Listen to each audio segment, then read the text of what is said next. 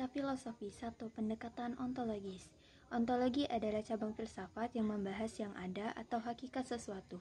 Ontologi sendiri diartikan sebagai ilmu yang membahas tentang yang ada yang tak terikat oleh perwujudan tertentu, yang bersifat universal dan menampilkan pemikiran semesta. Ontologi berupaya mencari inti yang termuat dalam setiap kenyataan. Ontologi sebagai upaya menjelaskan yang ada yang meliputi semua realitas dalam semua bentuknya. Berdasarkan pendekatan ini, maka agama dan sains dilihat dari sisi hakikat terdalam yang ada di dalamnya. Di sisi lain, sains secara etimologis berasal dari scire atau Latin, berarti mengetahui, keadaan atau fakta, mengetahui atau pengetahuan atau knowledge yang dikontraskan dengan intuisi atau kepercayaan. Hubungan antara sains dan agama melalui pendekatan ontologis. Dapat dikatakan bahwa ontologi sendiri adalah studi mengenai sifat keberadaan atau pengkategorian dunia. Dalam hal ini, mengkategorikan dunia yang dilakukan sains dan agama tentunya memiliki perbedaan. Namun, keduanya bisa dilihat sebagai seni dan ilmu dalam menjawab pertanyaan ontologis. Yang sama pada dasarnya, sains dan agama memiliki pandangan yang berbeda mengenai sifat keberadaannya. Secara ontologis, hakikat agama berarti sesuatu yang tidak nampak atau yang abstrak, dan secara ontologis, sains seperti ditulis Kertanegara merupakan pengetahuan sistematis yang berasal dari observasi kajian dan percobaan yang dilakukan untuk menentukan sifat dasar atau prinsip apa yang dikaji. Secara ontologis, keduanya saling melengkapi, namun perlu diingat bahwa mereka beroperasi dalam ranah dan kerangka berpikir yang berbeda. 2. Pendekatan epistemologis. Pendekatan epistemologis adalah salah satu jenis pendekatan dalam filsafat yang berfokus pada pengembangan pengetahuan dan keyakinan manusia. Pendekatan ini membahas tentang cara manusia memperoleh pengetahuan, mengevaluasi kendala pengetahuan, serta memperbaiki dan mengembangkan pengetahuan itu sendiri. Hubungan antara sains dan agama melalui pendekatan epistemologis, keduanya berbeda dalam cara mendapatkan pengetahuan, tetapi keduanya juga dapat saling melengkapi satu sama lain. Sains menggunakan metode ilmiah dan berdasarkan pada observasi pengujian dan verifikasi empiris, sementara agama memiliki sumber pengetahuan tradisional dan diwariskan melalui ajaran suci, keyakinan, dan pengalaman spiritual. Namun, keduanya bertemu pada pendekatan epistemologis yang diilhami oleh pemujaan, kebenaran, dan mengembangkan keyakinan mereka berdasarkan pandangan dunia dan pengalaman masing-masing. Sains berfokus pada pengamatan dan pengujian secara empiris tentang dunia fisik, sedangkan agama lebih menekankan untuk mencari makna dan tujuan langsung dari keberadaannya. Oleh karena itu, keduanya dapat berbeda dalam cara mereka mendapatkan pengetahuan, tetapi tetap saling melengkapi dan mencapai pemahaman yang lebih luas mengenai dunia. 3. Pendekatan aksiologis. Pendekatan aksiologis secara perspektif merupakan upaya melihat nilai agama dan sains yang berbeda. Relasi antara interaksi dan agama melalui pendekatan sosiologis, keduanya memiliki peran penting dalam membentuk nilai-nilai manusia dalam aspek kehidupan yang berbeda. Sains dapat memberikan kontribusi dalam menemukan kondisi terhadap masalah global dan lokal, mengembangkan teknologi yang diarahkan untuk memperbaiki kehidupan manusia dan meningkatkan kualitas hidup masyarakat. Di lain pihak, agama dapat memberikan solusi etis, moral, dan filosofis terhadap perkembangan masyarakat di dunia. Keduanya saling melengkapi satu sama lain dalam menciptakan nilai-nilai manusia yang lebih baik. Titik singgung agama dan sains. Dalam buku Estimation of Reality, Peacock menggambarkan sains dan agama satu entitas yang memiliki persamaan dan perbedaan, dan relasi antara keduanya terjadi hanya dalam tataran intelektual. Hal ini didasarkan pada sebuah keyakinan bahwa manusia pada saat ini sedang menjalani hidupnya dalam konteks sains. Artinya, segala pola pikir dan tingkah laku manusia dalam hidupnya telah dikuasai oleh cara pandang sains terhadap dunia. Today, It is scientific worldview that constituted the challenge received understanding of nature, humanity, and good.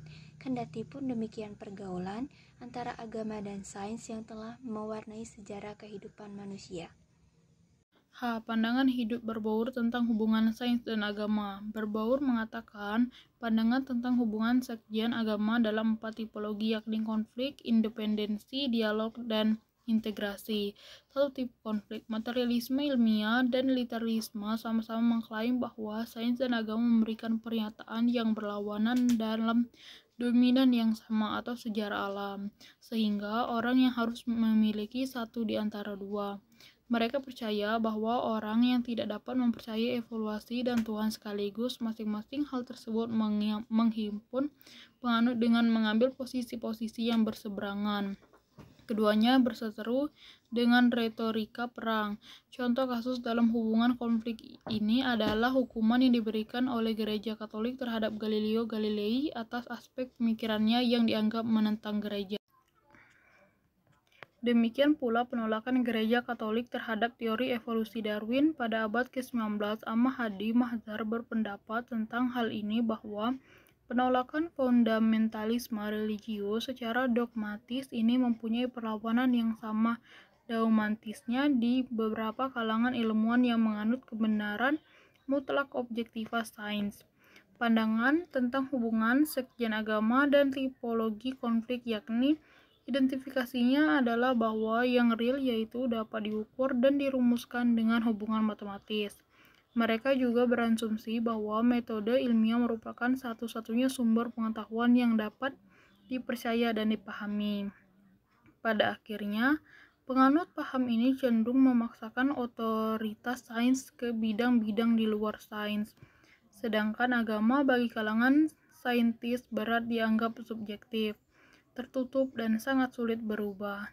2. Tipe independensi. Pandangan yang kedua ini menganggap bahwa agama dan sains memiliki wilayah yang berbeda dan berdiri sendiri, sehingga tidak perlu adanya dialog antara keduanya.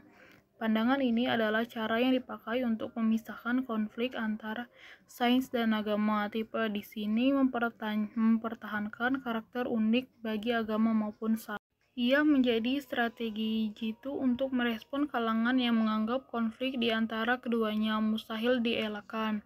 Agama mempunyai metode, masalah, dan fungsi yang khas berbeda dengan sains, tetapi Barbour mengingatkan bahwa kita tidak boleh puas dengan berpendapat bahwa sains dan agama merupakan dua bahasa yang tidak saling berkaitan, seolah-olah mereka sebagai dua bahasa yang berbeda tentang dunia yang sama. Jika berupaya pencarian penafsiran koheren atau semua pengalaman tidak bisa menghindar dari mencari pandangan dunia yang lebih terpadu. Barbour mencermati bahwa pandangan ini sama-sama mempertahankan karakter unik dari sains dan agama. Namun demikian, manusia tidak boleh merasa puas dengan pandangan bahwanya dan agama sebagai dua domain yang tidak koheren. 3. Tipe dialog. Pandangan ini menawarkan adanya hubungan komunikatif yang bersifat konstruktif antara sains dan agama. Sains dan agama memiliki kesamaan yang bisa didialogkan, bahkan bisa saling mendukung satu sama lain. Pandangan ini memahami bahwa ada keterkaitan antara sains dan agama sehingga keduanya bisa didudukan bersama untuk saling mendukung. Antara sangitan agama memiliki kesejajaran karakteristik, yaitu koherensi, kekomprehensifan, dan kemanfaatan. Begitu juga kesejajaran metodologis yang banyak diangkat oleh beberapa penulis, termasuk penggunaan kriteria konsistensi dan kongruensi dengan pengalaman, seperti pendapat filosof Holmes Rolton yang mengatakan bahwa keyakinan dan keagamaan menafsirkan dan menyatakan pengalaman sebagaimana teori ilmiah menafsirkan dan mengaitkan dan data percobaan.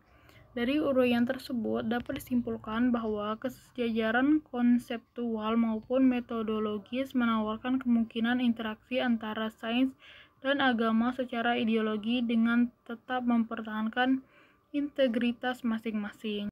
4. Tipe integritas. Menurut Barbour, dalam upaya integritas antara sains dan agama terdapat 3 versi, yaitu 1. Natural teologi. Dalam natural teologi terdapat klaim bahwa ekstensi Tuhan dapat disimpulkan dari bukti tentang desain alam, yang tantangannya Allah membuat kita semakin menyadarinya. Thomas Aquinas berpendapat bahwa beberapa sifat Tuhan yang dapat diketahui melalui wahyu dalam kitab suci, tetapi eksistensi Tuhan itu sendiri dapat diketahui hanya dengan nalar. 2. Theology of nature. Theology of nature tidak berangkat dari sains sebagaimana natural teologi. Alih-alih ia berangkat dari tradisi keagamaan dan wahyu historis. Akan tetapi, ia berpendapat bahwa beberapa doktrin tradisional harus dirumuskan ulang dalam sinaran saya terkini. Di sini, sains dan agama yang dipandang sebagai sumber ide-ide yang relatif independen tidak bertumpang tindih dalam bidang minatnya. Secara khusus, doktrin tentang penciptaan dan sifat dasar manusia dipengaruhi oleh temuan-temuan sains. Jika kepercayaan keagamaan hendak diselaraskan dengan temuan-temuan pengetahuan ilmiah, kita mesti melakukan dan menyesuaikan dan memodifikasi yang lebih besar daripada yang dilakukan oleh pendukung tesis dialog. Refleksi tentang hubungan sains dan agama bagi umat Islam. Penguasaan sains jelas lebih penting karena terbukti bahwa sains menjadi salah satu kunci kemajuan peradaban. Namun, mengadopsi secara membuta, sains barat yang saat ini sedang berada di puncak kejayaan dapat dikatakan juga bukan merupakan tindakan yang bijaksana. Karena sebenarnya teori-teori dalam sains itu tidak sekedar deskripsi dari fakta-fakta eksperimental atau sesuatu yang diderivasikan dari deskripsi tersebut. Tetapi sebenarnya fakta-fakta tersebut telah dideskripsikan berdasarkan teori-teori tertentu, dan teori-teori itu disusun berdasarkan asumsi filosofis tertentu yang tidak pasti sesuai atau setidaknya tidak pasti disetujui oleh setiap orang atau komunitas. Dengan pertimbangan semacam inilah, kemudian wacana islamisasi ilmu muncul dan berkembang di dunia Islam. Tokoh-tokoh yang sering diidentikan dengan proyek islamisasi ini misalnya Syed Hussein Nasr, Sheikh Muhammad Naqib Al-Atas, Ziauddin Sardar dengan kelompok Ijmalinya, atau Ismail Faruqi dengan lembaganya. Pada kenyataannya, memang tidak bisa mencampur adukan pola pikir sains dengan agama. Terdapat perbedaan cara pikir agama dengan sains. Agama memang mengajarkan untuk menjalani agama dengan penuh keyakinan. Sedangkan sebaliknya, dalam sains, skeptisme dan keraguan-raguan justru menjadi acuan untuk terus maju, mencari dan memecahkan. Dua hal ini didasari bahwa Thomas Kuhn telah melancarkan kritikannya bahwa dalam sains pun dikenal perubahan atau perpindahan paradigma. Maka sebenarnya kita harus mempertahankan kebiasaan untuk membedakan sains dari ilmu pengetahuan, rahasia alam. Sains harusnya memang dapat diuji dan diargumentasikan oleh semua orang tanpa memandang apapun keyakinannya. Semua penganut agama harus memahami bahwa bumi berputar mengelilingi matahari dan bukan sebaliknya. Semua penganut agama harus paham bahwa sinar matahari dapat dikonversi menjadi energi. Karena hal ini memang terbukti melalui pendekatan sains. Sayang sebenarnya dapat mempertebal keyakinan dan keimanan. Namun demikian, iman juga dapat digoyahkan oleh sains seandainya dicampurkan dengan pemahaman agama.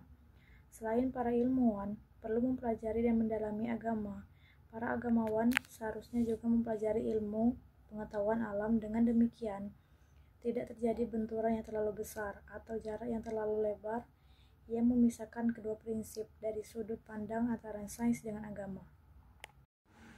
Baik, mungkin itulah materi yang dapat kami jelaskan dan kami sampaikan. Saya akhiri. Wassalamualaikum warahmatullahi wabarakatuh.